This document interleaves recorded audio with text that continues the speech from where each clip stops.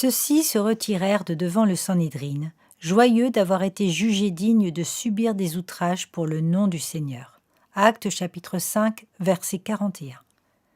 L'histoire des premiers chrétiens est celle de la foi sous le feu de l'ennemi. L'opposition était réelle. Persévérer, comme Luc le raconte, c'était aller à l'encontre d'une opposition virulente. La fermeté s'impose surtout lorsque nous sommes soumis à des assauts, qu'ils soient physiques ou mentaux. Les premiers chrétiens se sont tournés vers Christ en sachant pertinemment qu'ils épousaient une cause impopulaire qui pouvait leur coûter tout. Peu après la Pentecôte, plusieurs ont été emprisonnés. Beaucoup ont perdu tous leurs biens terrestres. Quelques-uns ont même été mis à mort et des centaines ont été dispersés.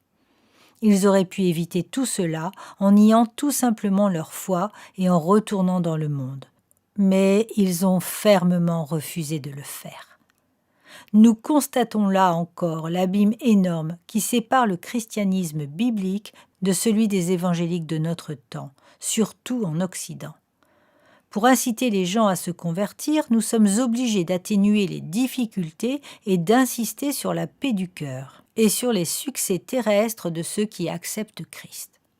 Nous ne serons jamais entièrement honnêtes vis-à-vis de nos auditeurs, aussi longtemps que nous ne leur dirons pas la vérité brutale que du fait de leur appartenance à une race de rebelles, ils sont dans un pétrin dont ils ne peuvent pas sortir facilement. S'ils refusent de se repentir et de croire en Christ, ils périront très certainement. S'ils se tournent vers Christ, les mêmes ennemis qui ont crucifié le Seigneur tenteront de les crucifier eux aussi.